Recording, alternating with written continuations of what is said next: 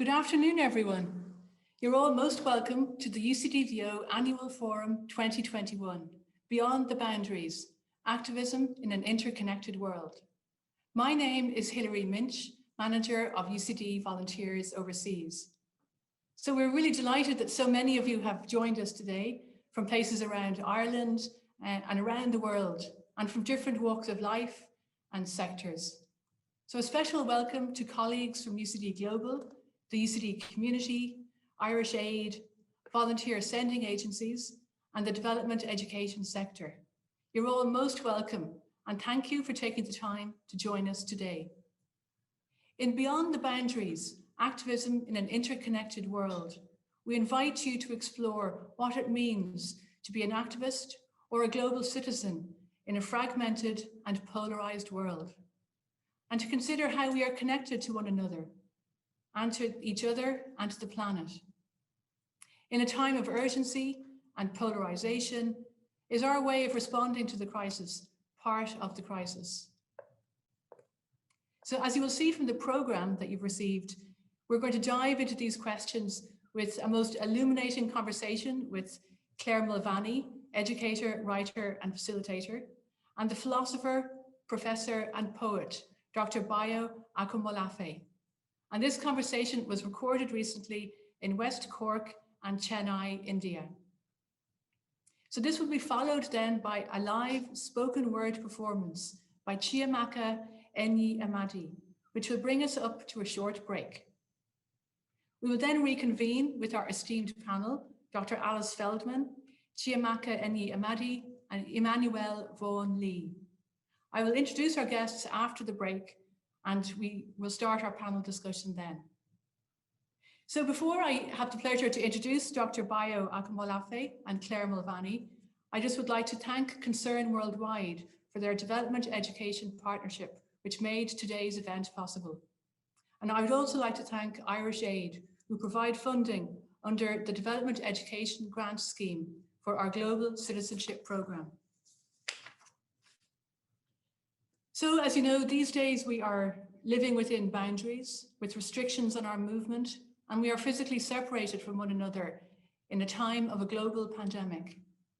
So the coming together of two kindred spirits to explore activism, to explore our interconnectedness to one another and to the planet, and to dive into complex narratives on race and polarization is a really welcome space to move beyond our current physical limitations and to reflect, to become lost, and maybe to re-emerge with new ways of meeting the world. Dr. Bayo Akomolafe is rooted within the Yoruba people in a more than human world. He is a father, a life partner, son, and brother. Bayo is widely celebrated international speaker. He is a post-humanist thinker, a poet, a teacher, a public intellectual, an essayist, and he also describes himself as a retired, recovering clinical psychologist.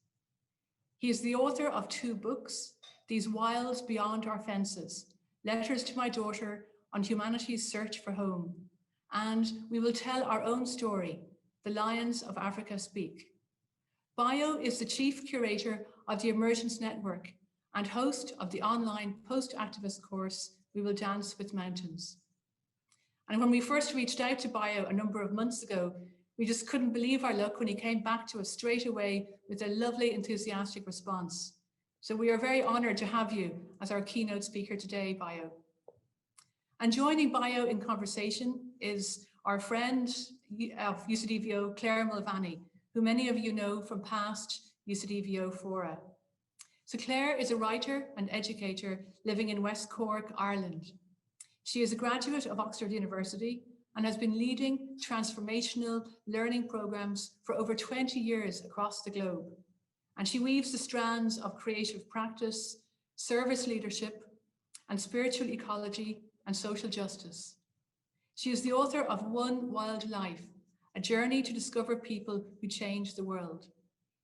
Claire is also a lecturer in University College Dublin's Innovation Academy. And also she is a yoga instructor and leads writing retreats and poetry salons. So I invite you all to sit back and to immerse yourself in this very special conversation. Hello, Claire. Oh, bio. It's so nice to be here. And thank you so much for agreeing to do this. It's my pleasure. Yeah. My pleasure. Yeah. So I've been immersed in your words for a few weeks and just soaking it in. So I've been really excited about coming to this moment. So I have two welcomes for you.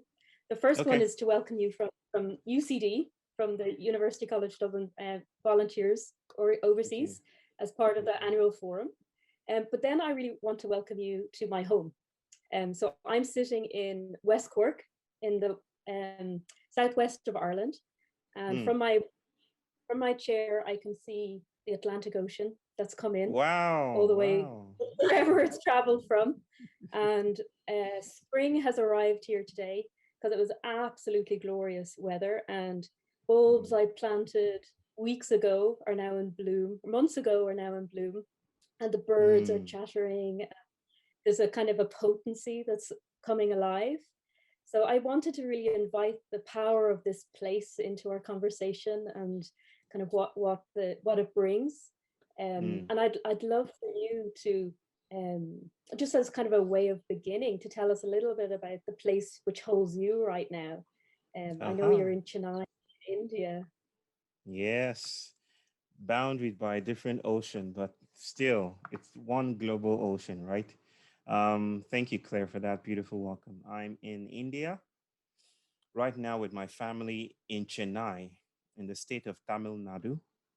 My wife is Indian, so we kind of gravitated to where she was born and decided to make our home here. It's a concrete city that is still unsure of itself and what it wants to be in the face of so many globalized changes and so many global imperatives. But it hasn't lost its charm, and it's one of the warmest places to be in. I don't just mean climatically, but socially. I feel at home here. So I this have is been where I'm there. held at the moment. You've been to Chennai?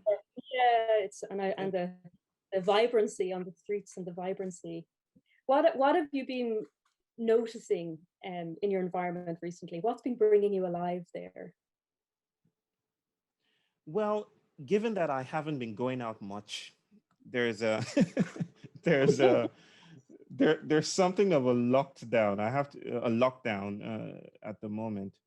I have to be frank and honest that the things that have been quite energetic and emergent and electrifying for me, you know, have been the changes with my son.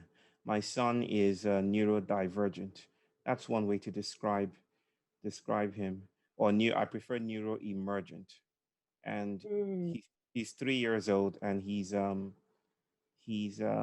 unlocking places in me that I thought were closed, and he's inviting me to aspects of myself that I thought I'd gotten rid of.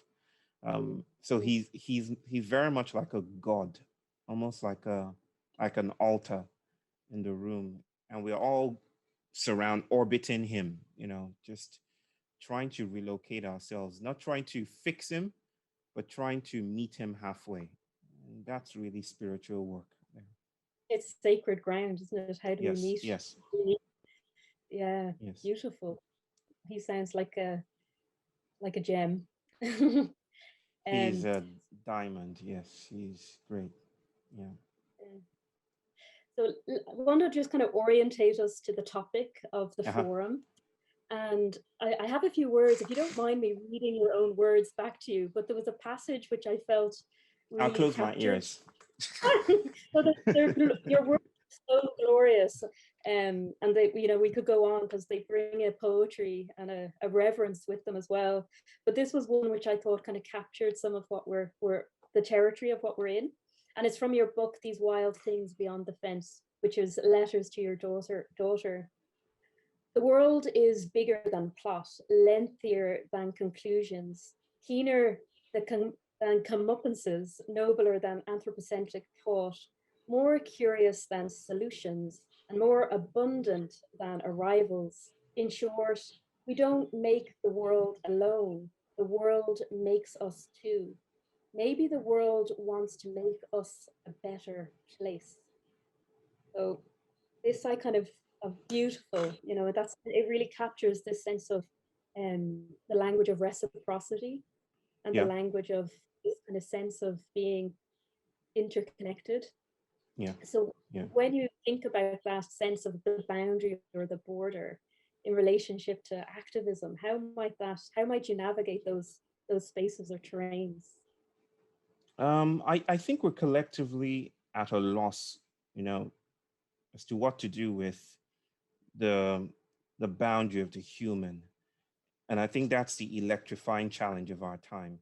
I love that we started with the Atlantic Ocean. The Atlantic Ocean seems to be a very, very generative ground, not just conceptually, but yeah, largely conceptually for how it invites for me a notion of middling spaces, right? Historically, the Atlantic ground was the passage, the middle passage, the site of, of exile and transference of bodies and stolen bodies. Um, and I sense that between continents, between very resilient liberal humanist notions of agency, of accountability, of responsibility, of what it means to act in times of trouble, we're meeting our demise. We're meeting uncertainty. We're meeting fluidity. We're meeting entanglement. And this is very disconcerting. This is a rapid, in a sense, no, don't let me say rapid. It might as well be a translocal disarticulation of our bodies. We're finding out that the ways we've responded to crisis is increasingly becoming part of the crisis. And so I guess we're now faced with the scandalous um, idea that the stage we've acted upon for so long is now an actor, right? The stage insists on being part of the script, and the world is kicking back. So these are fluid, interesting times, and I think the opportunity for new kinds of movements, new kinds of agency and action and opportunities um, dwell with how we stay with this trouble, what we do with this crack. We could choose to patch it up and get back to normal, or we could go into it and shapeshift. Yeah, one of the phrases that I've encountered in your work quite frequently is this: in times of trouble, slow down. Yeah. Which it seems counterintuitive in many ways, and being like a sense of needing to let go and accept and arrive into the unknowing, into this middle ground as you describe. Can Yeah. you tell me a little bit more about what you mean by slowing down? Well, I often have to explain this to people, and they imagine. I think it's user friendly to think about slowing down as a reduction of speed, as a as literally not doing the business as usual as we're used to. Maybe doing yoga more and or going out to the mountains. I don't know. It's taking a break. But I mean slowing down in terms of taking a break in a radically different way. It's not about just slowing down on the same highway, that we're used to, and then picking up speed when we want to, which would mean we're still heading to the same destination. It's about going completely off that highway. It's about arriving at a crossroads and realizing that forward movement and continuity is no longer possible. That is, we can't continue with with the way we framed education. We can't continue with the way we framed economics, with the way we framed politics. If we do so, we risk repeating in some kind of toxic cyclicity the issues that we're contending with. So slowing down for me it comes from a rich mythology that has to do with crossroads and monsters and the fact that the world is an interactive place. The world isn't comprised of things, you see, bumping into things. The world is a field or a collection of assemblages. And those fields are the context and the condition for our bodies emerging. So it's now we're meeting the field in its radical insurgency, and now we're Yeah. being invited. We're being invited to meet it and be met by it. So slowing down for me is, I usually think of it as, this connecting the dots thing in Yeah. newspapers. Just connect the dots. I think of it as a line of errancy, a line that doesn't Line up. connect, errancy, Yeah. something that errs away from the expected, Yeah. algorithm, something that strays away. It's about becoming lost, right? Mm. And that's the way, that's decolonial, that's indigenous, that is really powerful stuff, to go away from the expected, route, and to seek Mm. other beings, to build wilder coalitions of acting and becoming with. It may not be, it's not supposed to be entire or all encapsulating or totalizing. It's supposed to be a modest response to a world that we now find is not the passive recipient of our benevolence. Mm. Mm. Mm. And I think to really meet that obstacle and meet that it's like this dislocation that's happening at the Yes. moment. Yeah. I'm really noticing that we're a year into this coronavirus, this pandemic, but it's been dislocating for a long time. It's just where it's has that heightened potency of the time as well. But there's this tendency to want to rush back to something or rearrange something. And so to stay with the discomfort, quite staying with the trouble, and to stay, it's so difficult for people, because they Yeah. want solutions. So I want to ask you, how do you host that in yourself? How do you work with the discomfort in yourself? Hmm. Well, I frame this as in a larger conceptual framework, a larger cartographical project that is never, I'm never at the center of it. Like, this is not Claire's work and Baya's work. We're not on personal trajectories of salvation, right? It's not about being good. Um, Mm. this is about the topographical shifts and what those shifts are gifting us with and what they allow us to do with the moment. Um, for me, and my family and the people around me, the most pressing, I would say, the most pressing shifts and spaces of discomfort, you know, have to do with my son. Um, Mhm. like I started out with, um, there are in the literature there are concepts like epistemologies that speak about how disabled bodies are manufactured and how ableism thrives, how certain bodies are rendered capable and how other bodies are rendered incapable.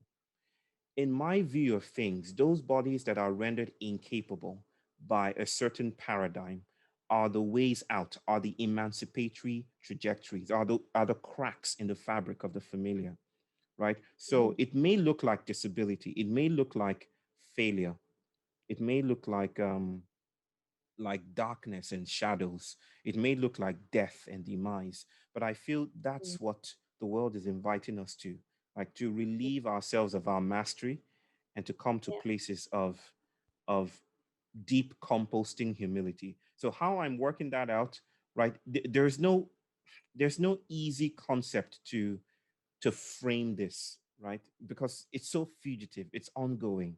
But every day when I meet my son, um, and he speaks without words, you know, Mhm. um, that is an invitation for me to notice that he is in touch with other worlds and other dimensions and other realms that my able body, so to speak, attached to a paradigm that is now dying. He's Mhm. inviting me to stay with the trouble of that and not to fix him, not to put him in the right way or the family way, but to stay with that. So one of the ways I do that is conversation, my journals, Yeah. um, our rituals of play. My wife calls some of them piggybacking. The Um, universal because is piggybacking. Yeah. exactly, we like I don't want to get into the thick of it, but making sanctuary will look different. It's in different places. It's local inquiry with a crack in the Mm. ground, Mm. and Mm. I feel those are the moments that we can deploy. Yeah. Yeah, this word sanctuary is also a word that's close to you, Yeah, you know, yeah, and we think of sanctuary as this sacred place, a refuge. But also my understanding of how you interpret it, and please correct me, is that it's also this generative place and why yeah, we need sanctuary at the moment. yeah. How do we make sanctuary? And is that related to activism, the kind of activism that we need? Yes. Um, like I think it's now known between us in our conversation that the world exceeds our acting, that there is no acting that is not an acting with.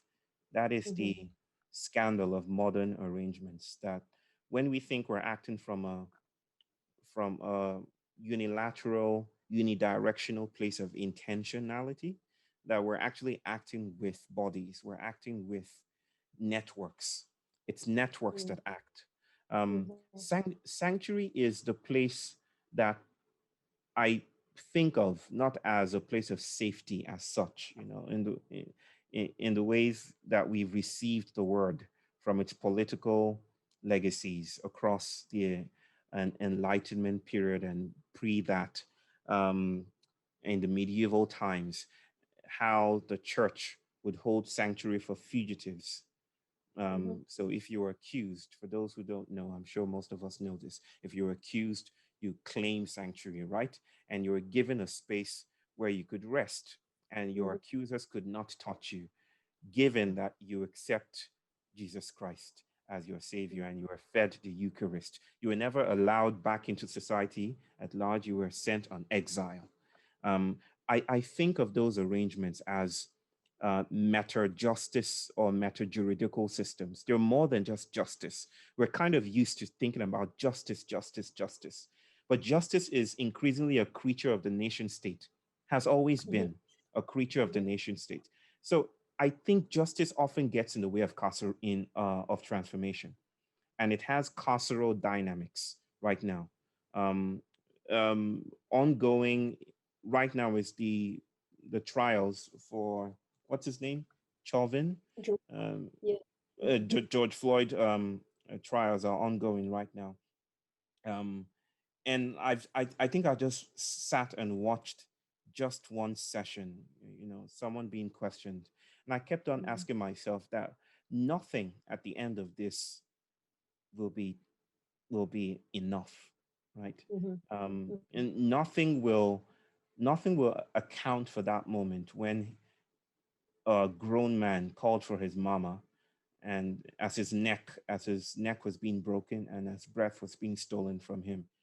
This is, I don't mean to dismiss all of this and say it goes out of the water. Definitely something will come of this that might be of some aid to his family. And but I think that something more is desired in this moment that responds to colonization, that responds to racism, that responds to the oppressive systems that have Mm-hmm. framed the ways we eat, the way we school our kids, the way we understand development and progress and well-being. And this is what sanctuary means to me. It means a place of lostness, of shared generative incapacitation, where we're not trying to beat the odds, but where we're trying to listen to the world, listen to the shadows. And I know that might seem magical to people who are used to solutionisms, but my take is that solutions have gotten us into deeper shit Yeah, and trouble. yeah, yeah. It's really about a deeper deconstruction. Um, Yes, yes, yes. um, One of the things I you like playing with words as well, I think, but a word I've kind of been playing with is this distinction between activism and activation, and being Uh-huh. activated, being Uh-huh. alert and alive. Yeah. How would you respond to that? Do you think it's in a way, a better framing of what we mean by being actors in the world and wanting to be part of it? Right. I think of activism, the contemporary, like activism is not a singular monolithic enterprise, right? There, it's contested, it's conditional, it's provisional, it's ever changing. But I think there is a sense in which we can speak of activism as an ecology of acting that Mm, is almost indistinguishable from corporate forms of governance and certain regimes of thinking. So that activism looks like the world it's trying to change, right? It looks like funding, it looks like logos, it looks like, conferences, it looks like legislation. It's kind of incarcerated in a certain etymology, a certain ontology. Um, I like the taste of activation, because it seems more ecological and more rhizomatic for me. It doesn't seem to stop at human beings. It seems to be, I see nervous systems fired, and not just the nervous system of the human, but external nervous systems activated, enlisted by larger matterings, by larger fields of becoming. That seems more productive for me. So the word activation is definitely useful. I would read that with what I call post-activism. And post-activism for me is the view from movement, right? Not the view from individual actors who get weary and exhausted, but the noticing that action has never been individual, that we act with, and now it's time to build new coalitions of acting with the world. Yeah, one of the images that has traveled with me over the years is that of a murmuration, and I feel it shows up in your work. I had a murmuration, and recently I'm in Ireland. There was this incredible footage of the starlings gathering over Lough Derg. Have you seen it? Well, I've seen it. Everywhere. Making a giant bird. Is that the one? Right. Yeah. Awesome. meta. But this of the murmuration, which dissolves of, the individual is somewhere dissolved in there. It's not about that individual, as you say, it's a movement, but the art that can be made of it and the beauty that can be in that and the emergence. So emergence is a word I think that's kind of emerging as a powerful orientating word. And we have Emmanuel Von Lee coming from Emergence magazine as part of the panel discussions, and you write for them, and it just seems to be cropping up. Can you bring us into your kind of relationship with the word emergence and how that might relate back to the topic that we're talking about as well? One very profound and concrete way to put it is the brokenness of the image. And by the image, I mean the photograph, right? We in media studies, there is a beautiful concept that is emerging. I should name one of the authors working on this, Ingrid Holozo. I think I pronounced her name incorrectly, but I'm near to it, I guess. And she's working on the concept of the soft image. The soft image, one word. The soft image is the idea that images are not representative items or objects. Photographs don't just represent the world. They are algorithms, they are programs in themselves. And in a digital age, it's easier to see, right? We have GIFs or GIFs, JPEGs, and all of that. And these things are not stable, reflexive items or artifacts. They do things. I like the idea of the image breaking down into a program. In that sense, the image has become indeterminate. Its boundaries are lost. And there's something richly colonial or decolonizing, rather, about that. This is how emergence comes into the picture then, that colonization rests on the foundation that there are rigid foundations to everything, right? So a British person can travel to Nigeria, or what is now called Nigeria, and say, you guys have gotten it all wrong, right? Start from here. You've missed your road. All what you've learned over time is nonsense. Your gods and your statues and your art is rubbish. Put up the Union Jack and let's start speaking real stuff. This is where reality begins. And now we're witnessing a world that undercuts that foundation and says, no, I'm open for play, right? Emergence is play for me. It's how things spill away from their containers, which is the most scandalous thing to colonizing apparatuses. It's how the world continually undoes itself, unmakes itself. It's the indeterminate open-endedness and ongoingness of the material world. That is what emergence does for me. That is what it evokes for me. And that is why it is the foundation of the work that I do. Beautiful. You, if I may say, share a bit of a story, I've worked as a Yeah. photographer, but I partly stopped Ah, working as I felt it was a lot of grab stuff, you know, like taking of the image, or we take yes. photographs and we take Yeah. somebody's portrait, take this. And it just started to feel wrong to me, and a barrier to something. But at the beginning of whenever these lockdowns started here in Ireland, I started wandering with my camera in this West Cork environment and just documenting what's around me, what the emergent nature, but Mhm. taking very few photographs. But instead, rather than thinking about taking the photograph, being invited into the image making Mm, process with whatever it was. mm, And it mm, was a series of tulips I started photographing, where it was basically a relationship between these living beings, and with permission, they enabled me to encounter them and approach them. And for me, that was my first time really feeling, oh, I can intellectually get what this is, but it was bringing it into my hands and into my body, and through that experience being changed. I'm not the same mm, person because of the encounters with those mm, beings. mm. Um, so I'm sharing it in that I think, I love you that. know, So mm, who's the photographer then? No longer it's you. somebody. It's it's no longer you. It's not as easy or as convenient to say Claire is the agent here, and the world is just is just passive in the making of a photograph. And I love the idea of it's no longer taking a photograph. It's probably co-making. Um, Exactly. There's yes, an something, image that will travel. you know, and it's in the moment because the light is different, or the atmosphere is different, or it can Yes. only Yeah. be in that. There's something about the potency of that particular meeting of the moment, and allowing Yeah. that to be whatever it Yes. is. And Beautiful.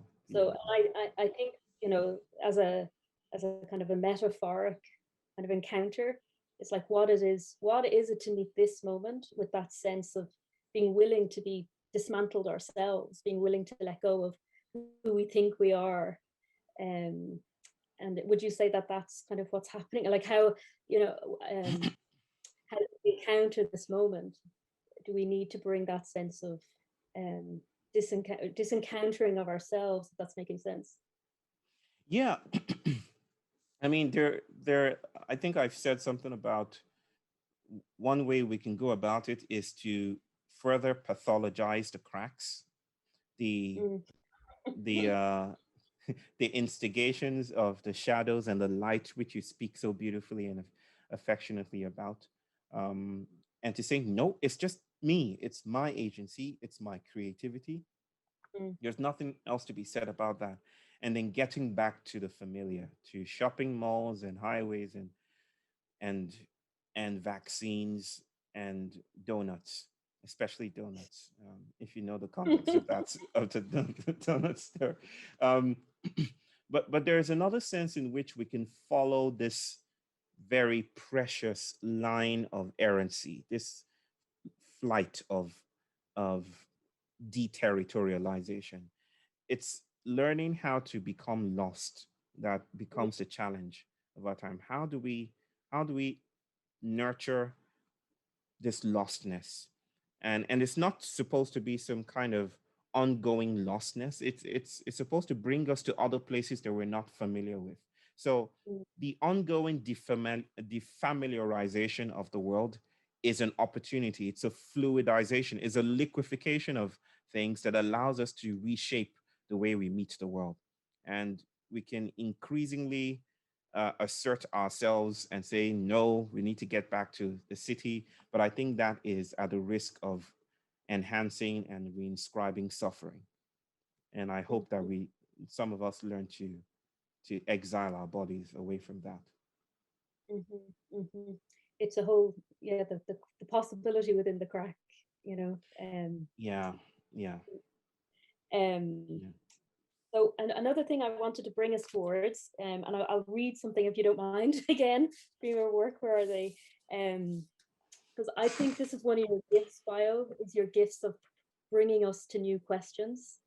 Um, and I often think the word question holds a key for us, because the quest is in the question. Yeah. And so I really feel the power of your own question. So you have a little, if I can read this out to you, you said, you say, this is in the same book, the Letters to Your Daughter. What if questions are like guests to be a home, to be welcomed, catered to, dusted up, considered affectionately, spoken with, and put to bed? What if giving an answer is sometimes the ethical equivalent to slamming a door on the face of a guest as soon as you've said hello? The value in the yet unanswered question. Oh, sorry, that is as soon as you said hello. And then I wanted to ask you about the value in the yet unanswered question. You know, how do you know when you've kind of reached a good question? I think that's deeply contextual and all cultural.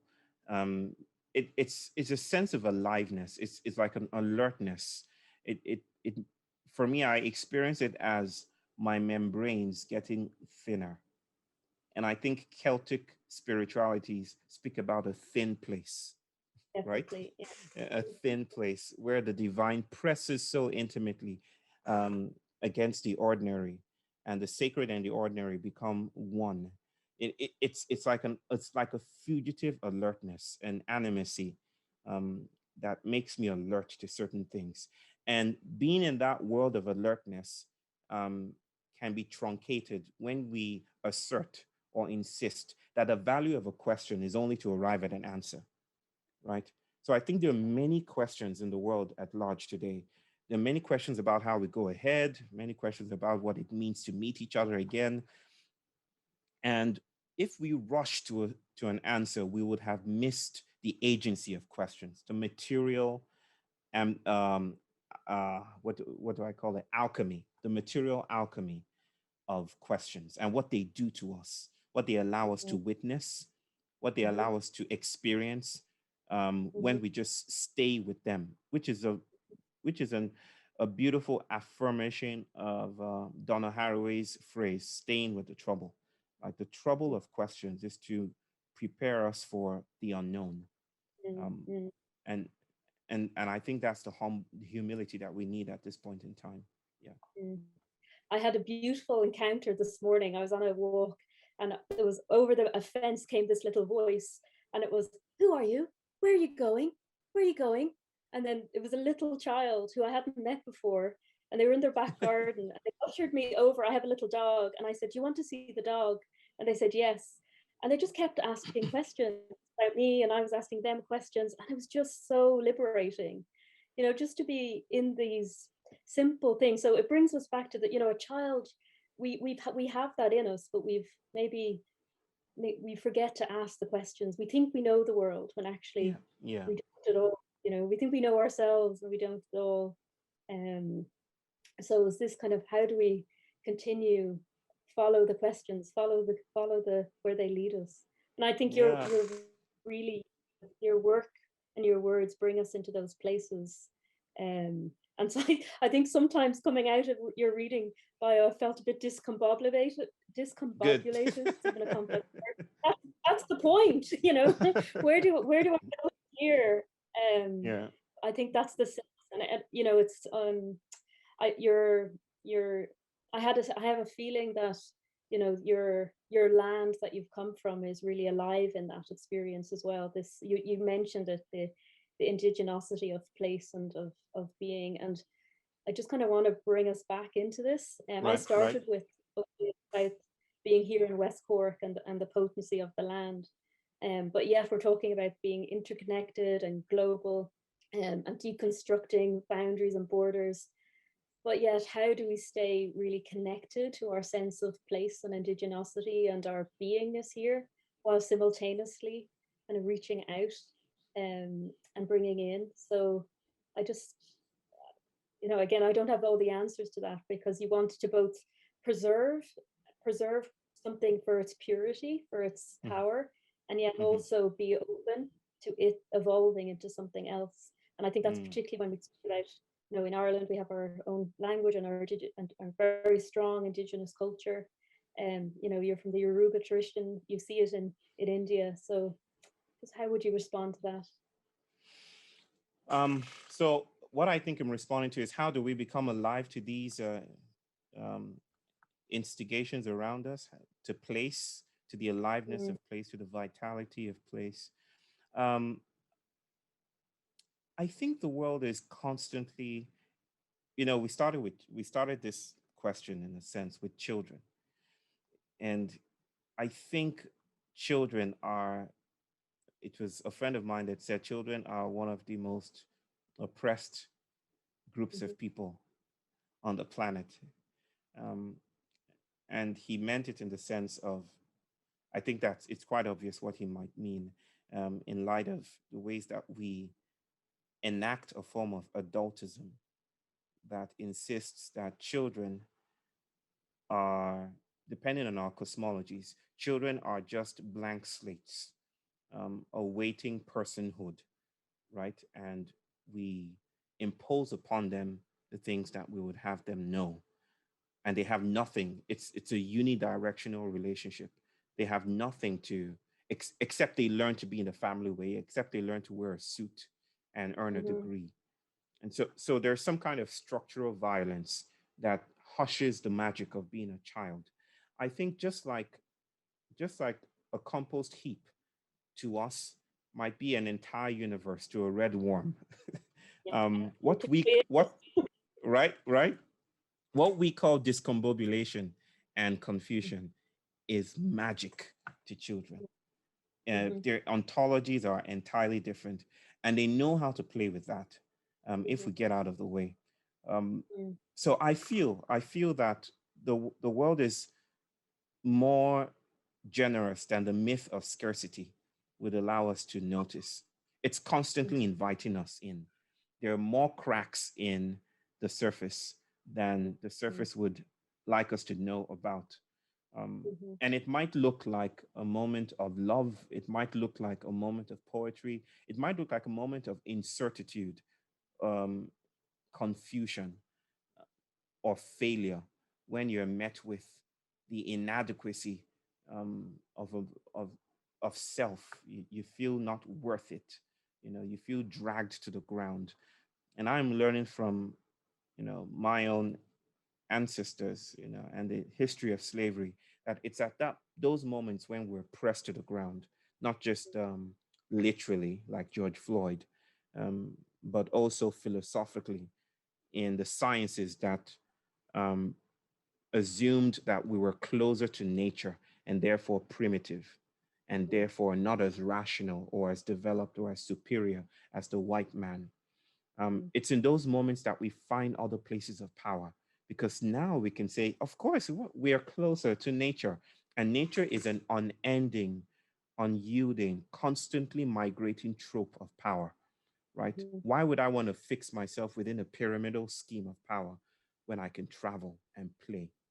So I don't know what it looks like for people in Ireland and people within communities in Ireland, even in India around. But for me, it looks like failure, right? Like it looks like magic is heard through the crack of failure. When I feel I haven't lived up to expectation here, there's a different voice, a pregnant voice there that is inviting me to notice the gift of failing, the gift of not living up to a standard. And that's when I can shapeshift, if I follow that to where it might want to go. Yeah. Beautiful. Um, I'm just thinking as I wrap up about the kind of our audience and listeners and kind of Yeah. questions that they may have. If you were to invite them into a particular question, what question might you leave them with?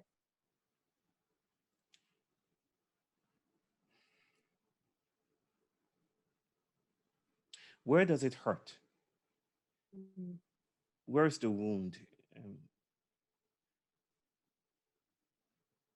Where are the places where, or the sites where things no longer make sense? And what do you want to do with that? Maybe Beautiful. that's what I'll ask. Yeah. Go there. Yeah. What a nice, it's an invitation. let me frame it in this way, just to make it richer. Um, there, there is the modern myth that if we do our best, if we go to school, earn a degree, we can live the life. If we work hard, we can eat the good of the land. There is a sense in which those stories no longer seem to apply. Some of those Mm. stories are hollowing out and becoming less and less true, right? Mhm. So my invitation is, you know, before you go to therapy to cover up for your inadequacies, do you want to list out those inadequacies, those monsters that haunt you? Mm. And instead of busting them or poisoning them or eradicating them, could you do something else with these monsters? What if these monsters are harbingers, messengers from other realms, relieving Mm. you of the burden, the exhaustion of succeeding? Beautiful. Mhm. Mhm. What an invitation to leave listeners with. So I've only one thing to do, and that is to thank you.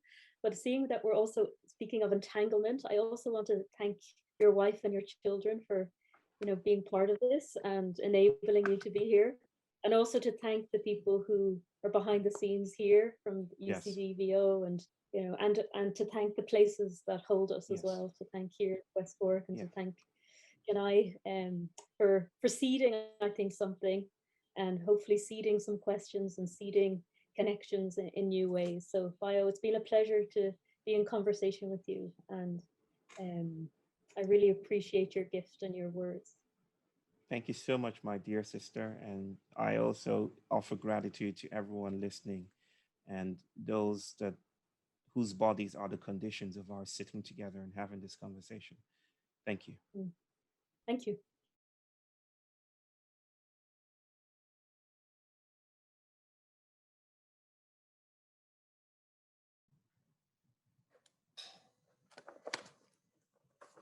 Well, thank you so much, Bio and Claire.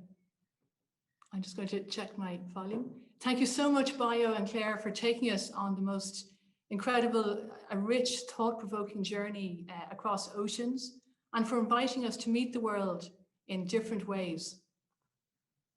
It is now my pleasure to introduce the writer, editor, performer, and arts facilitator, Chiamaka Enyi Amadi.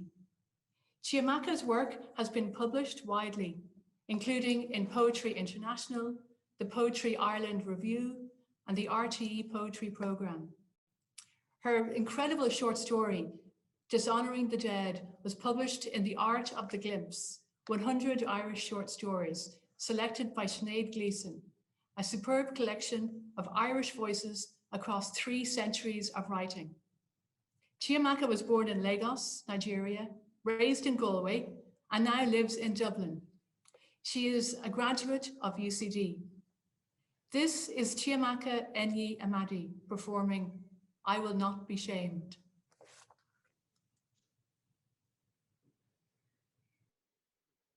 Thank you, Hilary, for that wonderful and very generous introduction. This is my poem, I Will Not Be Shamed. To the women and girls who have suffered female genital mutilation, who live their lives in constant recovery, weighed down by despair and depression, under threat of disease and death, who face shame and stigma in their communities, despite the injustices that have been done to them. We speak too silently of women who are broken. We talk in whispers of girls whose bodies are in need of repair. In rebuilding this temple, I will not be shamed. Let me into the tabernacle. I will not be shamed. I have washed my sheets, cleaned my linens of all past sins. I will not be shamed. Let me in. I want to be the God that will not transcend me in this tragedy of being. I want to be the God in my own image. I will not be shamed. I want to carve an idol of desolation. I will not be shamed. In the name of a love that is self-reflexive. In the name of a God that will not watch me dishonor my body and will not condemn my soul. I will not be shamed. To not be judged according to the weight of that first sin in the Garden of Eden, I will not be shamed.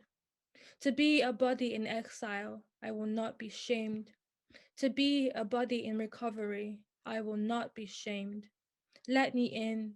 To be free of resentment, to be gracefully untranscendent, to be reborn in the hot mouth of temptation, to be worthy in imperfection, I will not be shamed.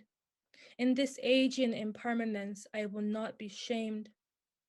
Let me in. I want to build a God that will not transcend me in this tragedy of being. For loving this body, I will not be shamed. Thank you all. Wow, Chiamaka, thank you so much for performing such a moving, powerful poem. And I know it was written to raise awareness about the horror of female genital mutilation. And also, in your words, to create space for self-care and for self-love and acceptance for anyone who has undergone personal trauma.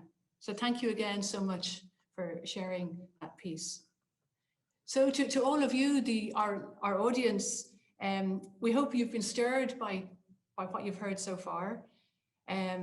So we invite you now to take a couple of minutes to let the conversation so far settle and to have a quiet cup of tea. So we will see you back here in 10 minutes time. So at 3:05 Irish time. So 3:05, and we will then meet our wonderful panel at 3:05. So thank you very much, everyone.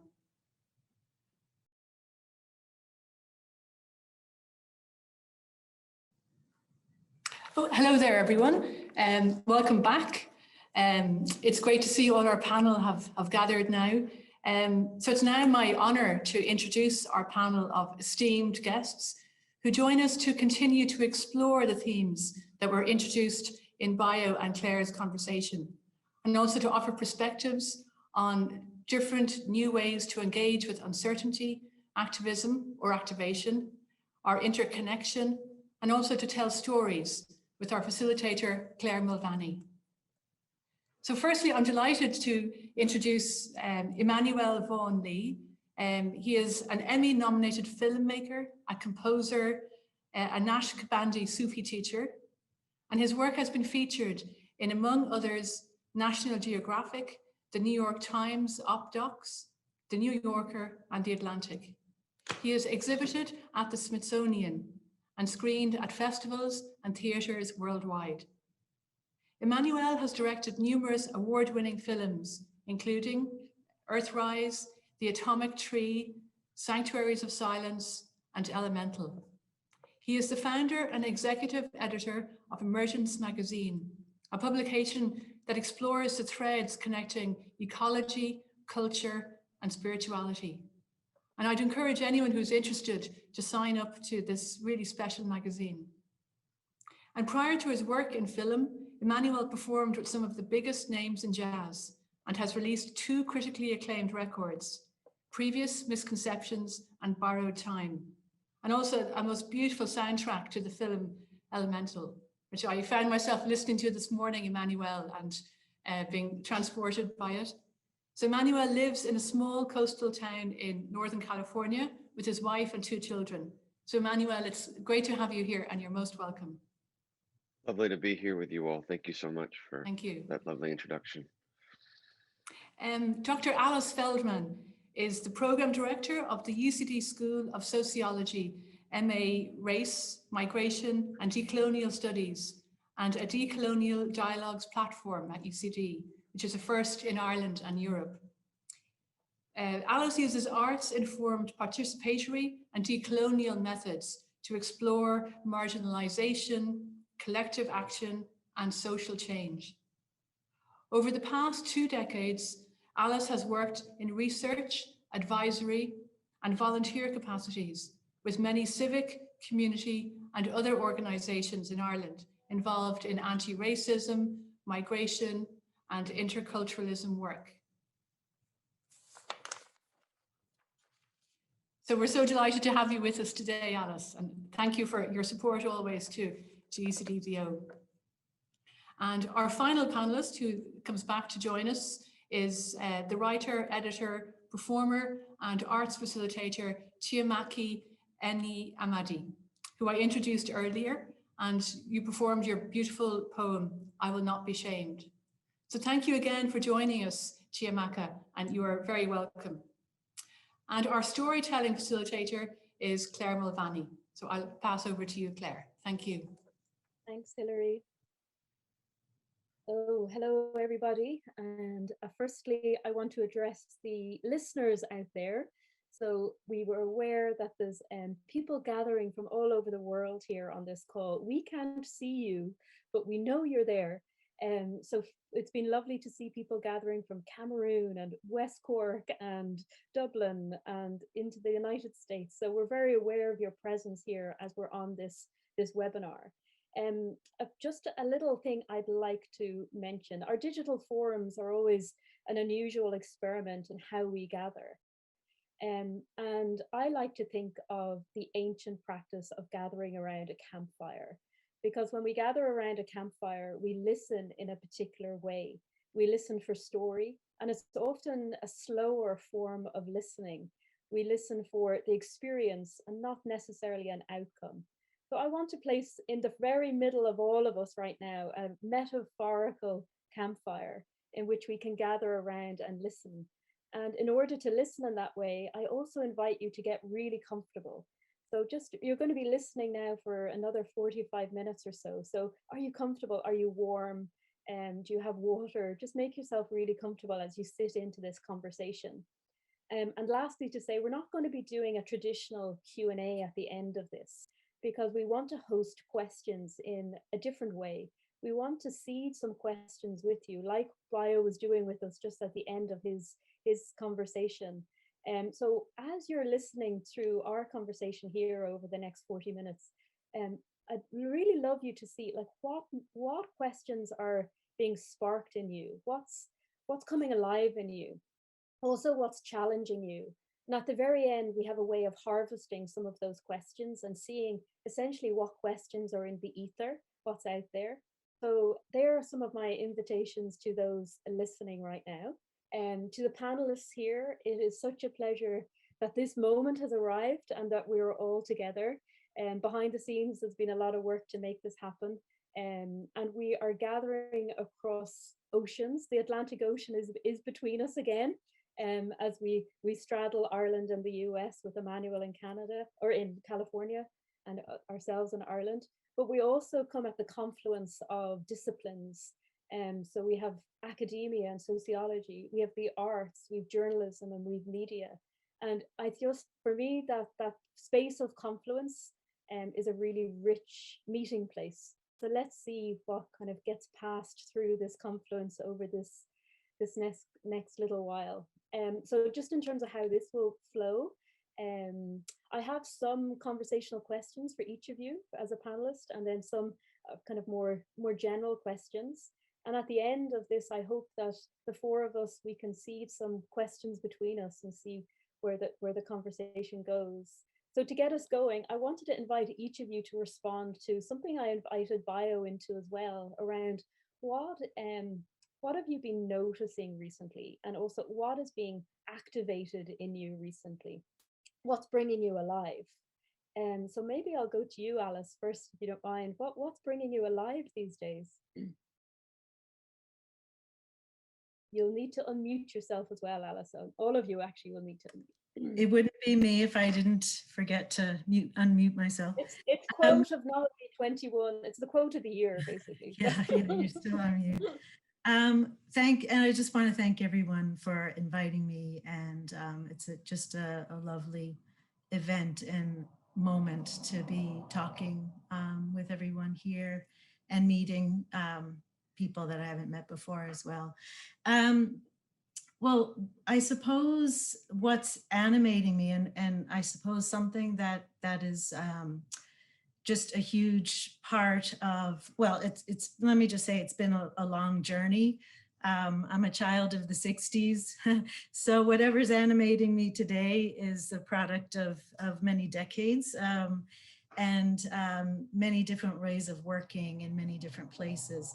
But I suppose one of the things that's really central to me right now is I'm just finishing, this is the last week of a course, a new course that I put together and co-designed with the choreographer Rajinder Singh. And it's called Solidarity's Power and Difference. And it's the product of a really, it's a big part of my life. And it's a long time of civic work and creative practice and moving country and going from the US to Europe, being part of this wider sort of emergence of decoloniality and a decolonial moment. I suppose one of the things has been just even with all of the, especially in the last 10 years, with all of these, there's something in the air right now, as Bio started to talk about, and something that's probably convened us all, drawn us all to this conversation around these opportunities, this convergence, this coming together, this moment of where people are, you know, we can break free, we can do the work, we have this unsettling moment, and all of these opportunities, new coalitions, working across boundaries, breaking boundaries. But one of the things that for me, and particularly in terms of decolonial work, it's always going to, it should be uncomfortable, it should be disorienting. And it's all about feeling liberated in that disorientation and feeling liberated in doing difficult work. And what I found is one of the things, this chronic issue around the issue of solidarity, where there's always been this sort of assumption and ideas arranged around the notion of common ground, coming together, consensus, harmony, you know, and I think in your conversation with Bio, there's these contradictory notes, both a disorientation and a harmonization. And I suppose maybe staying with this notion of staying with the trouble, that's where I am with the work on solidarity, because as always, I find that I suppose our refusal, avoidance, error in not dealing with how do we build solidarity relations, it's always an assumption that we are in solidarity, we stand in solidarity, we stand with people. And it's never really seen as a project in and of itself. So this course is all about starting from unsettling solidarity, the dissonance, using embodied knowledges like visual art and performance and theater of the oppressed, so that students and us are working together to stay with that trouble, to make what we're calling productively uncomfortable encounters, to do the work where we're dealing with issues of power relations, and really embracing and feeling liberated in doing that difficult work. So I think we all have our different... Alice, I'm going to just pause you there for a moment, and we'll come back to all of this, because I just want to hear from Chiamaka and Emmanuel, and we're going to come back into some of your work, which is so interesting and relevant and timely. But let's just hear from Chiamaka, just in terms of what is activating you, what's bringing you alive these days?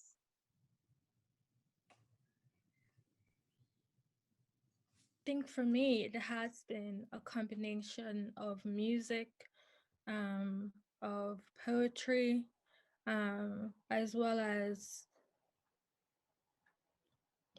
just reconnecting again with my family, as we move into sort of looser restrictions in terms of COVID, getting to celebrate birthdays together again. That brought a lot of joy to my... It's the simple moments, isn't it? Just reconnecting with them again. Beautiful, thank you. And then Emmanuel, the same question over to you. Like, what would you say is animating you these days? I think I'd be remiss if I didn't mention spring, because it comes, I think, at a time when we've experienced, darkness for far too long. And here it's coming earlier than it should. And I heard your conversation that in Ireland, spring seemed to have started in December. So even though it bears perhaps the mark of climate change more each year than we want it to, it still is a reminder of renewal. So for me, spring is very nourishing right now, in the color and the birds and the beginnings of a new cycle. I think it's a big question you ask. I maybe touching off some of the points that maybe Bio mentioned. This it's been a very intense and tough and powerful and transformative year for all of us in so many ways, and also so different for so many of us. Our experiences are so different where we live, and what we've come into contact with COVID and what has been taken away from us or what has been given. So it's so different, but there has been an ongoing story that I know we all are part of one world falling apart while we push for the beginning of a new one, or a returning, maybe more of a returning to the roots of what was supposed to be here. And that work has been unfolding for a long time, but I feel for myself like so much of what we were looking at was cracks in a system that has now become a chasm, or chasms. And so the darkness that the pandemic brought in also shifted something so fundamentally that allowed those cracks to become wide open. And in that space of so much uncertainty and pain and suffering is also a possibility for things to shift more radically and more transformatively. And I've witnessed, as I know you all have, how it shifted so much in individuals, priorities, bringing what matters to the surface, whether it's family and birthdays and love and joy and that power of connection, or the belief in shifting something more fundamental about our ways of being and what we want to do with our lives. And so that has been very powerful to witness over the past years. In the midst of all this, there is a shift occurring on a deep, powerful, primal level in all sorts of ways. And that gives me nourishment, to know that that's occurring. It doesn't make it easy it doesn't add silver lining all the time, but it does offer, I think, a glimmer of where things will be going, that as things continue to unravel. And I do believe the pandemic is really just the beginning of a much darker story. There is within that an awareness that is awakening in people that has a tremendous power. When I was preparing this, or thinking about these conversations, a line from a poem just kept coming back to me, and it's from the poet Kerry Hardy, an Irish poet, and she wrote a poem called She Replies to Carmel's Letter. And the line says, "And sometimes even sickness is generous and takes you by the hand and sits you beside things you otherwise would have passed over." And this time of like, I just really feel like we're in this time where we've been told to like, sit down, notice. And there's a kind of a weird generosity of this time, like noticing these things. So that's kind of where I wanted to go next, is where, like, you've touched on some of it, but this time is what's it revealing to us? These cracks and these fractures, what are we being invited to notice? And then maybe Alice, you could jump in there. Like, it relates also to your work in terms of, you're very much shining a lens on a lot of these cracks.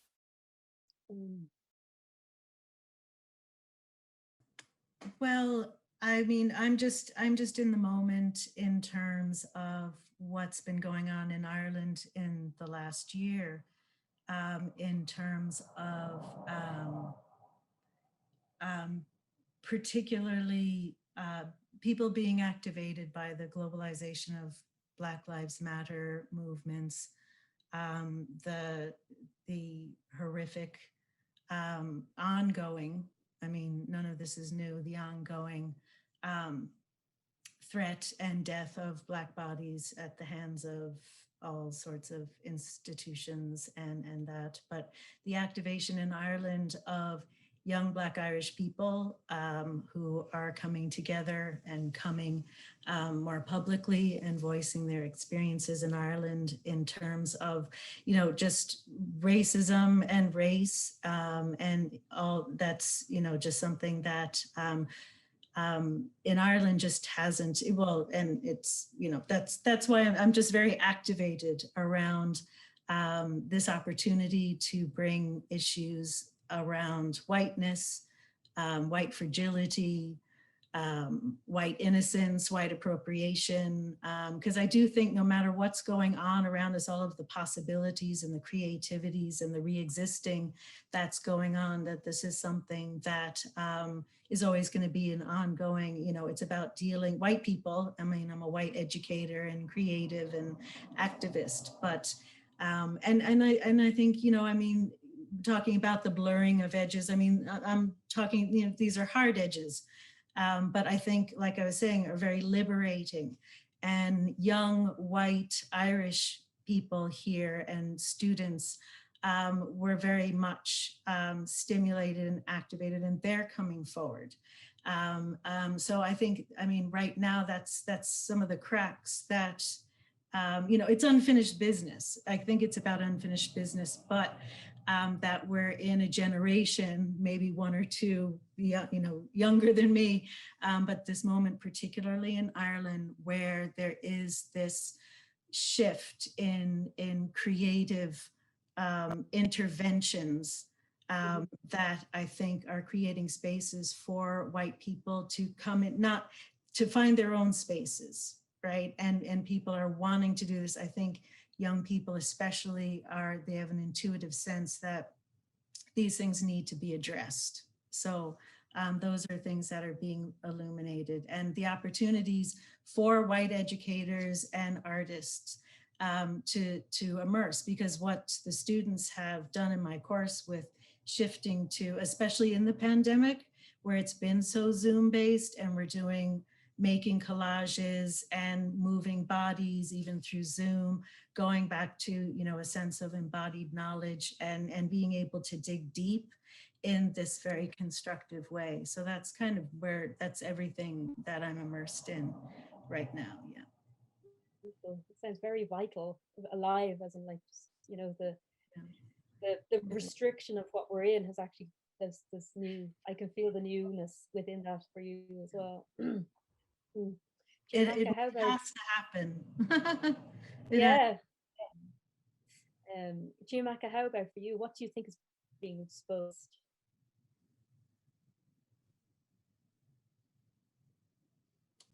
Sorry, can you repeat the question? In terms of these times that we're in, these fractures, these fissures, what do you feel is being exposed, and what do you feel we're being invited to kind of sit and really notice and see?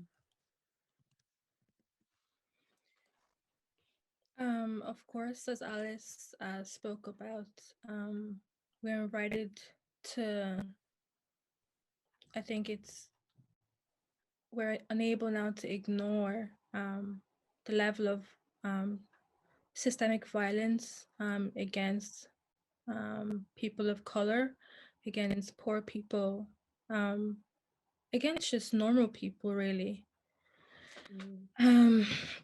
Which perhaps was easier to ignore before the pandemic, but now there is so much time and there is so much news.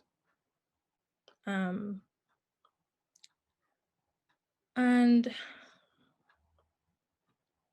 yeah, in a lot of ways,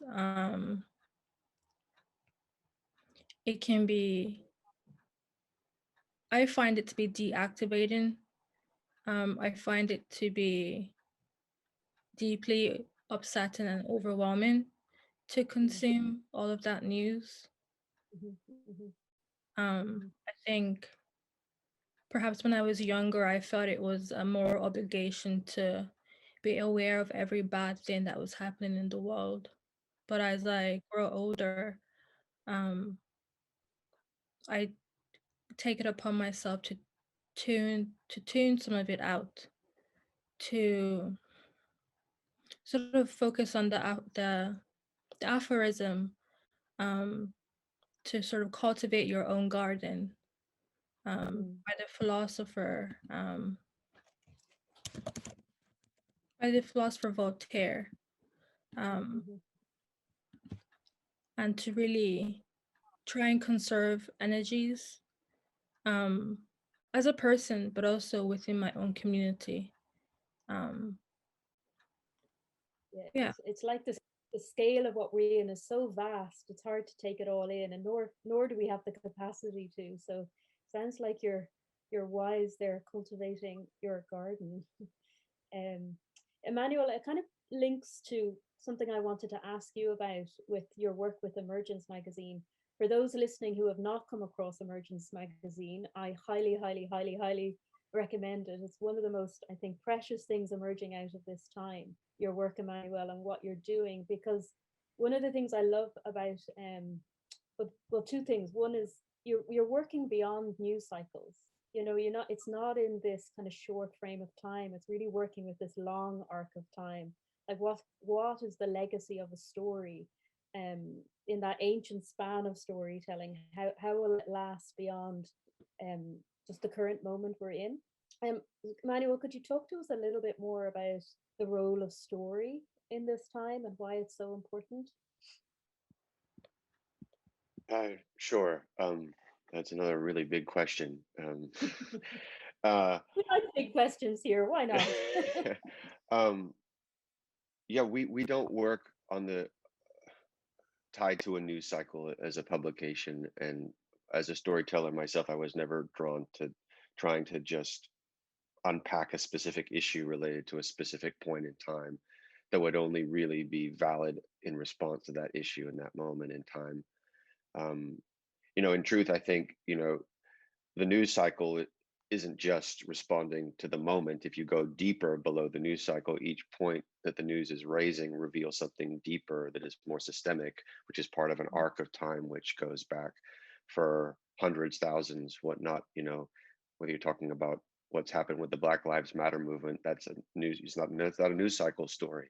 That's a story that spans hundreds and thousands of years, and climate change spans, so our industrial system and whatnot. So I think that at Emergence, what we've been trying to do is tell stories that lie beneath the surface of the news cycle, that have not just more longevity to be valid on the page or the screen or wherever form takes for a long time, but hopefully tap into the deeper power of story, and both kind of connecting to what we need to understand, but also what we may be able to shift. Stories have always been at the foundation of every single culture. Those always haven't been good stories. We are part of a global culture that America has put forth in the world, which is a very bad story, that we all know, and its impacts have decimated all forms of life, human and non-human. But there have been good stories that have been at the root of cultures. And I think part of what we need to recognize is that story is not just a surface tool for delivering information or entertaining us. It has a deep mythic archetypal power which defines who we are as a people, as individuals, as communities, as cultures, as societies, and how we relate to the broader society that includes the non-human world, where the most ancient stories that existed longer than any other stories were rooted. And so the power of story, I think, is that it is powerful. It is very powerful, and we've seen the negative effect of story so much in the past few years. Here in America, you could see how, in other parts of the world, of course, the nationalistic, white supremacist agenda that was used, in stories that were used to support that were not based in anything that was true. So we recognize the negative power of story all the time. We always can jump to the negative, but there is a positive power of story, but that demands much more of us, because it demands us to really look through all the layers of the negative and the cycles of violence and oppression. And we have to look at all those layers in order to be able to return to what is underneath it. So I think the power of story is it demands everything of us as individuals and societies. And I think the only way that we're going to be able to return or and begin to have a society on, you know, on the local and the global level that can survive is to return to a very old story and infuse it with what is emerging now and the lessons that we have learned and what we can then integrate as we move forward. So at Emergence, we're trying to surface those stories, you know, to let them emerge and give them the space and breadth to hopefully contribute in some small way to this shift. And I mean, you're working with slow stories, aren't you? Like some of them are, you know, 6, 7, 10,000 words, which is a rare thing. You know, there's a slowing down like that, like Bio often talked about, you know, in times of crisis, slow down. So in a way, it's kind of letting story do its work. It takes its time and it takes its pace. Lovely. Yeah, like the campfire metaphor you used. Sitting around the campfire, you settle into a space, and I think if you give a space for a story to wash over you, you know, how long do we listen to oral storytellers? For hours and let them wash over us. I think that's part of our DNA as human beings if we allow that to be present. Yeah, beautiful. Alice, I think that also relates to what you're doing, you know, kind of telling and also what Bio was talking about the decolonial story and colonialism, the story of colonialism and deconstructing that. And given we're in that terrain, I'd just love to hear your little bit of a response around that deconstruction of what's needed and how do we tell a new story of power and privilege and deconstructing the pillars of what currently holds that.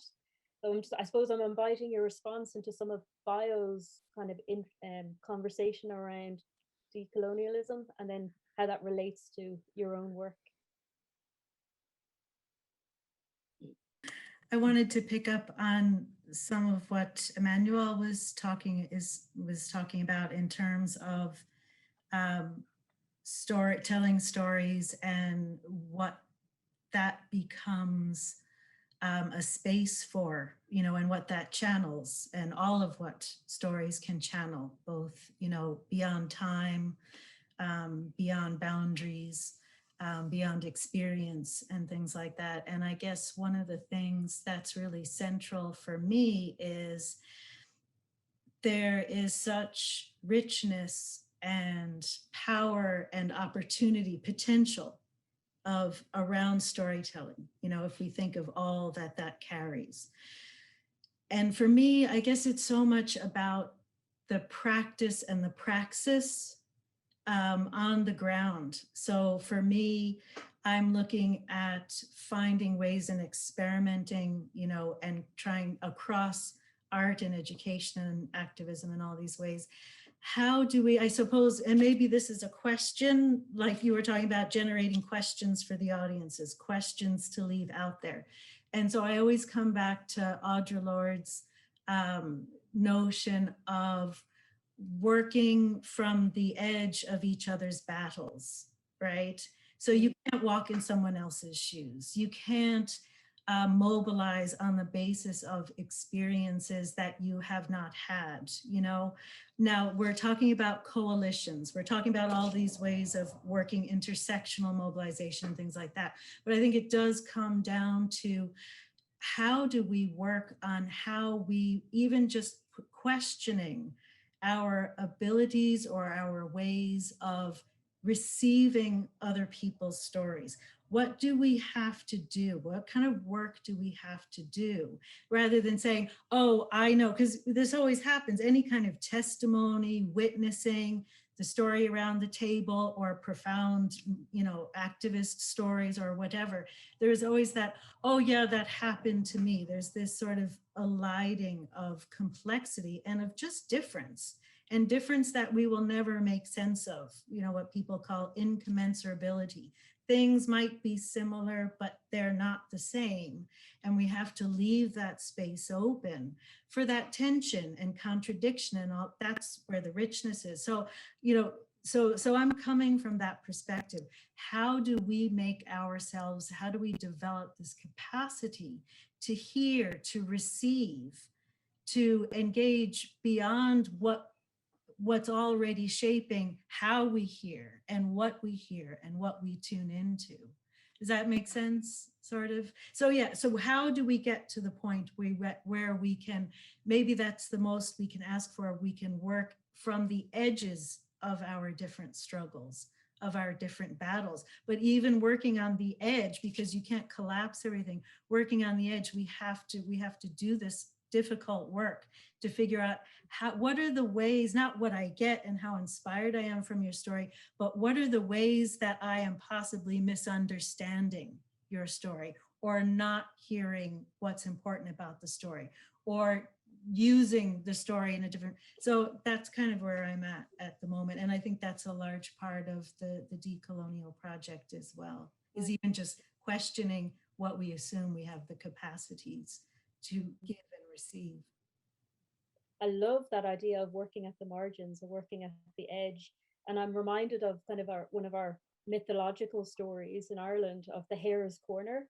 If you're familiar with this, that when farmers were cutting the fields, they'd always leave a wild corner, which was called the hares. That's the space for the hare. And in that space is this space of shape shifting. The hare is this mythical shape shifter, the moon and the hare. So this space of the margin, the space of the edge, as this domain of change, of potential, and not being afraid to go to the edge, because it's uncomfortable, but it's magic making and it's mythological. So just bringing that into the edge of our conversation, perhaps. Chiamaka, you also work with the ancient practice of story through spoken word, through poetry. I want to know what has drawn you into that, and what do you think is the power of it at the moment in this time of fracture? Storytelling is incredibly powerful. I think for me, what resonates is there's a really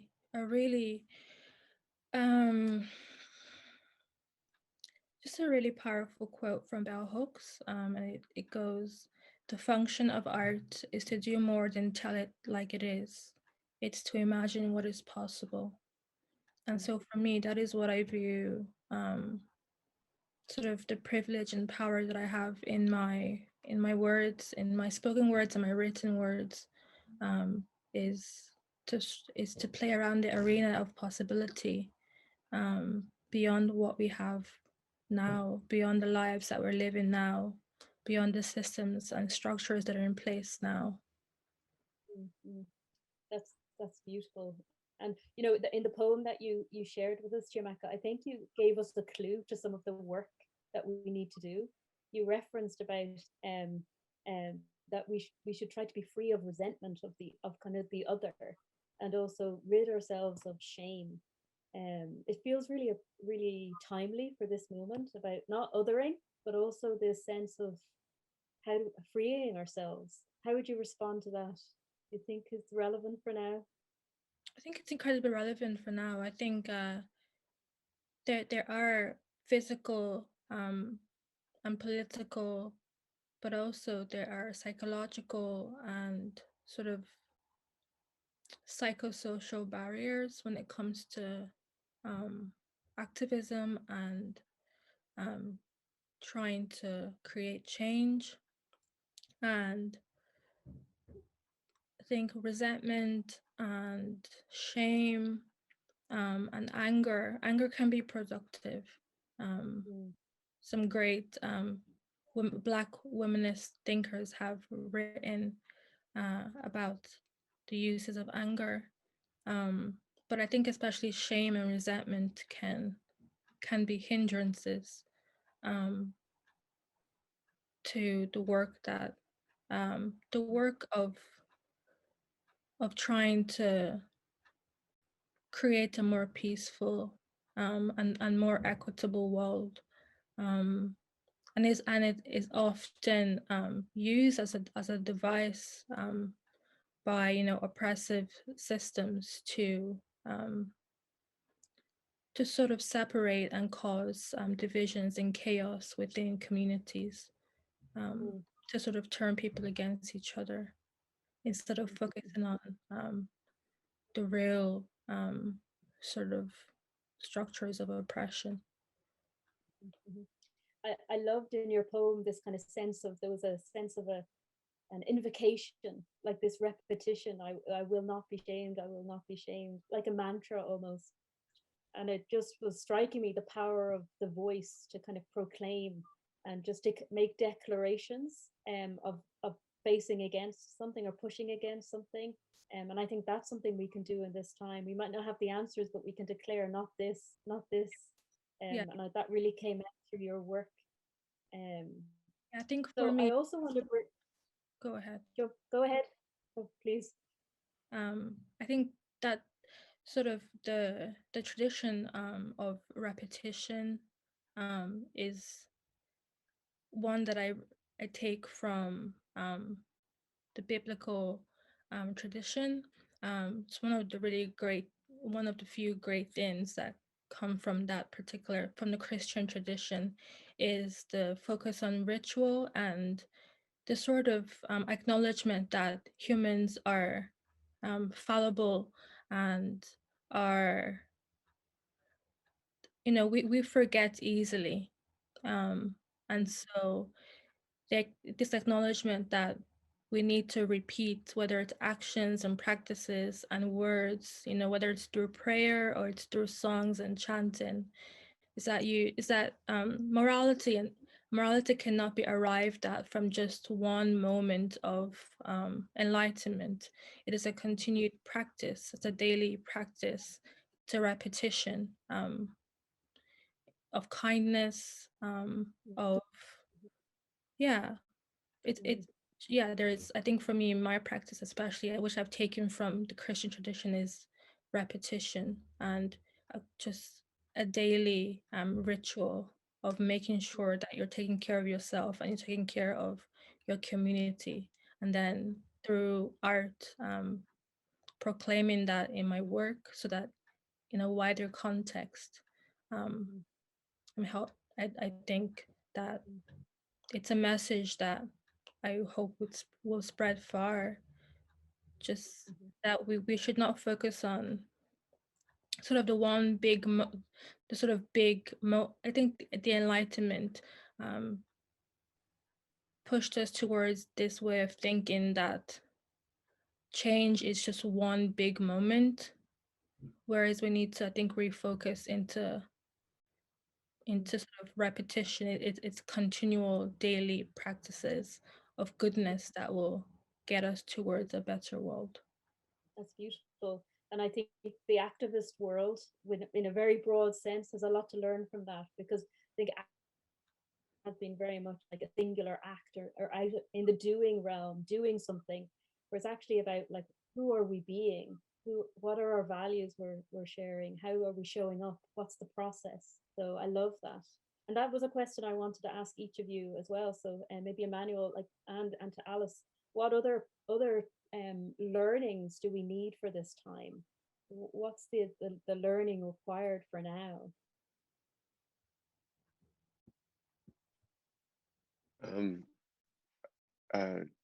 I also wanted to pick up on something you shared, Chiamaka, the bell hooks quote, which I think is a very powerful quote, and the role of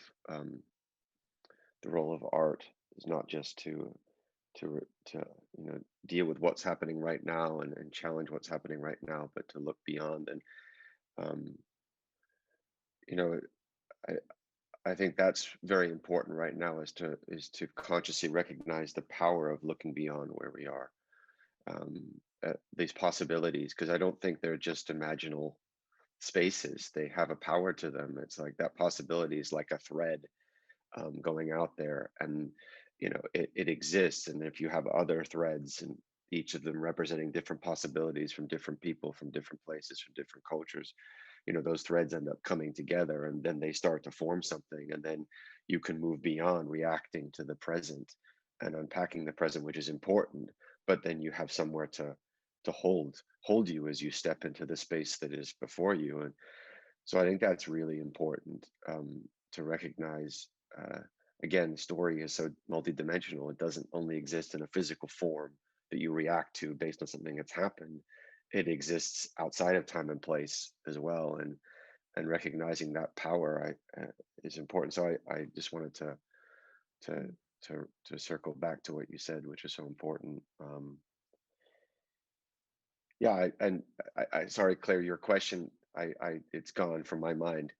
It was just around, you kind of touched on it, but like, what's the learning required for now? I mean, I think that's hard. I mean, shouldn't the learning just be always?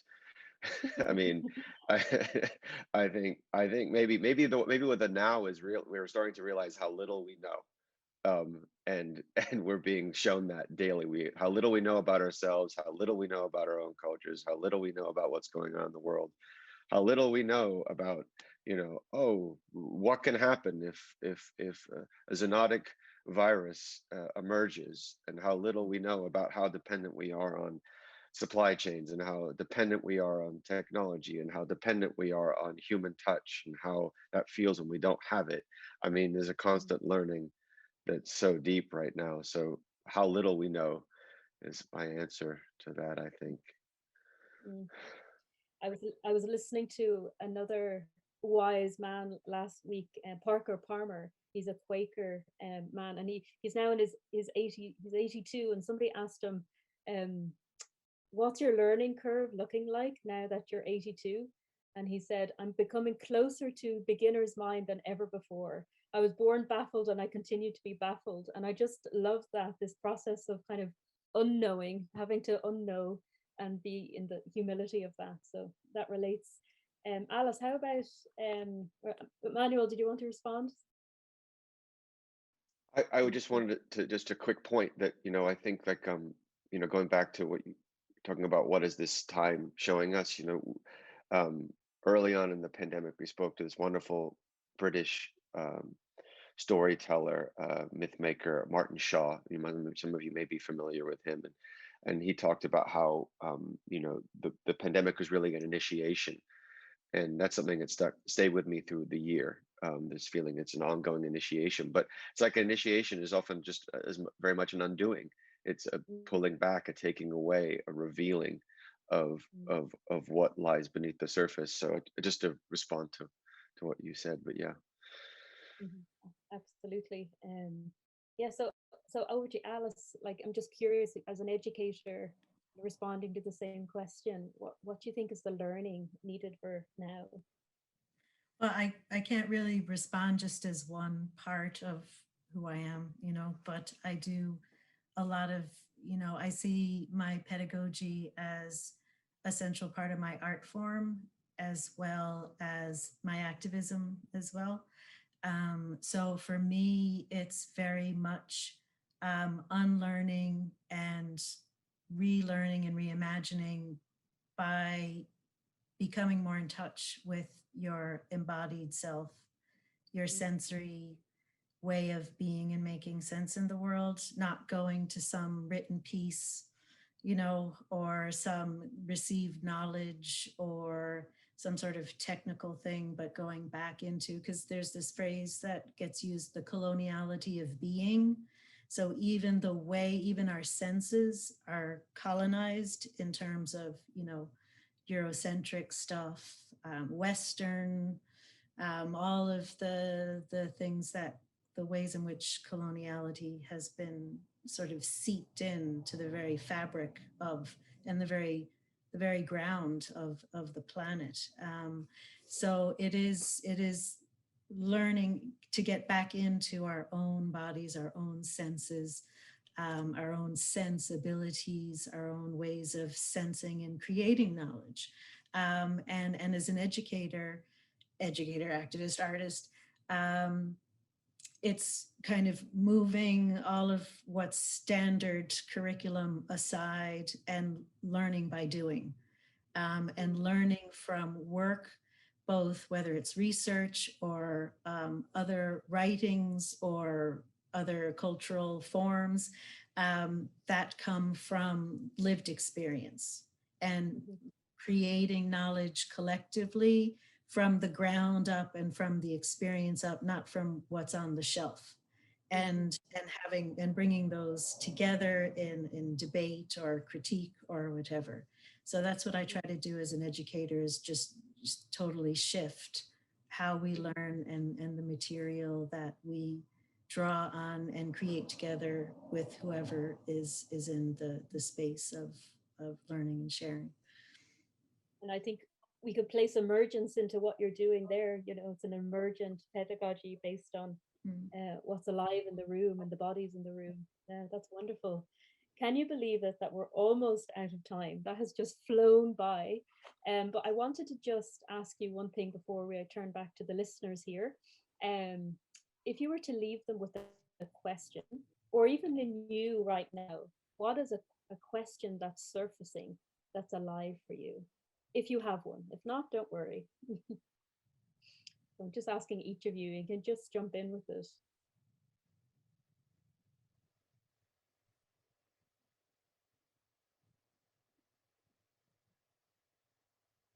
Emmanuel, is there a question or? It's always hard to find one thing to sum up something so large.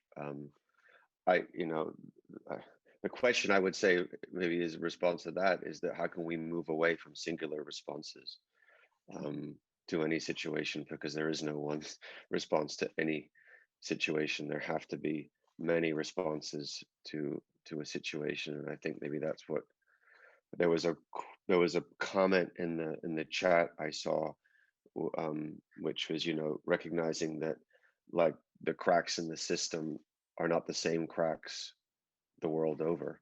There are some systemic cracks that are part of everyone's experience, but there are also ones that are very different depending on where you are and who you are and your history. And I think that's really important. And the question, I think, said, is there one fix?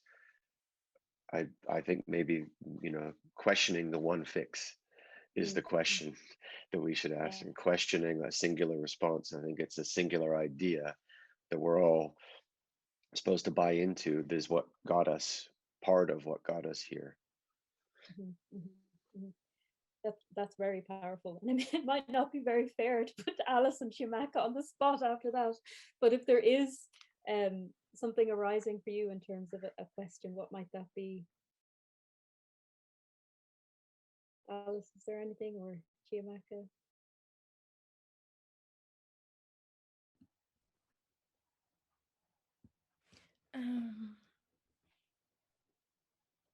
I am currently reading a very short book of essays by Noam Chomsky called Optimism Over Despair. And I suppose my question, which is central to the text, is why choose optimism over despair? Beautiful. Thank you. Powerful as well. And Alice?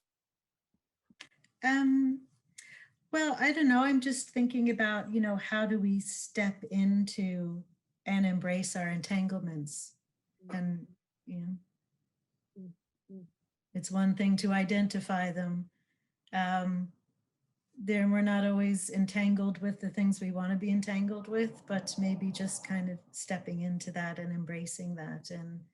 And again, it's how can people really embrace the difficult work and love it, like the work that always seems to be the good stuff. You know what I'm saying? How do you, and you can, and I think that's kind of the secret right now, is how do we learn to feel liberated doing and really love that work, because we've got to see that this is what we have to do in order to create the circumstances and to manifest and bring into the world all that's possible. And that's why I have learned to love being uncomfortable and disoriented, and I really want other people to learn to love that too. Wonderful. So So there is, and really, we've seeded some questions or maybe ways of thinking in response. So for those listening out there, as we said, we're not doing a traditional Q&A, but we wanted to see what questions are sitting with you or rising with you, or even just challenges, provoking what's being provoked. And you have some stuff I know already sharing the chat, but Zoe is going to share a link to a form where we will harvest some of your responses and some of your questions. So I really invite you to think about what is that, but also over the coming days after listening to this conversation and seeing where something bubbles up or a conversation, we invite you to bring it out into the world, sit with others, sit with your colleagues, sit with your family members, be in these challenging conversations where there aren't easy solutions, get uncomfortable. And I think that's our closing invite to you, is to just see where this wants to arise and surface in you and ripple out from in whatever way it is.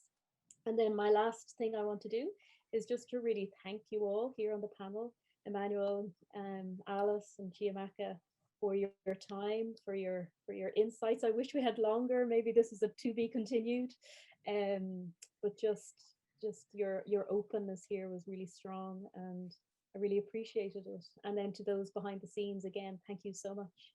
So handing back to Marie. Thank you so much, Claire. And just to echo your thanks to Chiamaka, Emmanuel and Alice. Yeah, I leave slightly baffled and curious. And it's been such a rich, interesting conversation and wonderful afternoon. So thank you all so much for giving your time, your energy, and your insights are so welcome. So I think a lot of the issues you've raised will continue to resonate with us as we move towards our weekend. And to Dr. Bayo Akomolafe, once again, we're so honored that you could participate in our forum. And thank you for your open heart and your thoughtful conversation on how we meet this world. And I'd also like to thank our audience, all of you, for joining us today. As Claire mentioned earlier, we had people joining us from India, Tanzania, Cameroon, California, Scotland, and beyond. So it was great to have you all virtually with us. And as Claire mentioned earlier, we do have the forum in the chat. So please do share your ideas and feedback with us. We'd really appreciate that. And we'll contact you all next week with just a gathering of some of the ideas and comments that you've shared. It feels a bit disruptive to talk about social media, but if you are on social media, we have a hashtag, UCDVO Forum 21, if you'd like to share anything on social media. And yeah, and then finally to thank two very special people. Without whom today's event wouldn't have happened. So UCDVO's program coordinator is Zoe Liston, who had the vision and the insight and the energy for this event.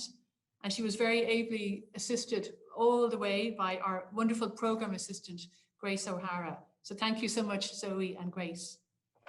So to all of you, thank you again for joining us. And I think this is the start of the conversation. I hope we can gather again.